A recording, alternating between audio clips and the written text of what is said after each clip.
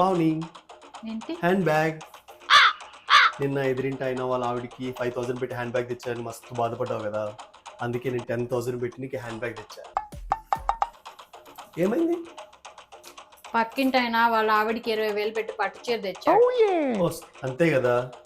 Okay Pavani, ఏంటి? అదే నిన్న హ్యాండ్ బ్యాగ్ ఇచ్చేటప్పుడు పక్కింటి ఆయన 20,000 పెట్టి పట్టు శారీ తెచ్చారన్నావు కదా, అందుకోసమే నేను నీకు 50,000 పెట్టి పట్టు శారీ తీసుకొచ్చాను. బాగుందా? ఏమైంది? ఆయన కిందింటి ఆయన వాళ్ళ ఆవిడికి నెక్లెస్ తెచ్చి ఇచ్చాడంట. ఇది చూపిస్తే ఆవిడ దగ్గర నాకు పరువు పోతుంది కదా. అవునా? ఓకే పావని, ఏంటిది? అదే నువ్వు కిందింటి ఆయన వాళ్ళ ఆవిడికి నెక్లెస్ తెచ్చారని మస్తు బాధపడ్డావు కదా, నీ పరువు పోతుంది అని చెప్పి నేను తేకపోతే అందుకోసం అని చెప్పి నెక్లెస్ తీసుకొచ్చాను. వావ్, అవును. ఎక్కడికి బ్యాగ్ తో బయలుదేరావు? అదే పైనింటి ఆయన వాళ్ళ గర్ల్ ఫ్రెండ్ తీసుకుని బ్యాంకాక్ వెళ్తున్నాడు అని చెప్పావు కదా, మరి నేను నా గర్ల్ ఫ్రెండ్ తీసుకుని వెళ్ళకపోతే నీ పరువు పోతుంది కదా, అందుకనేసి నా గర్ల్ ఫ్రెండ్ తీసుకుని బ్యాంకాక్ వెళ్ళి వస్తాను. నీ పరువు పోకూడదు కదా, అందుకే.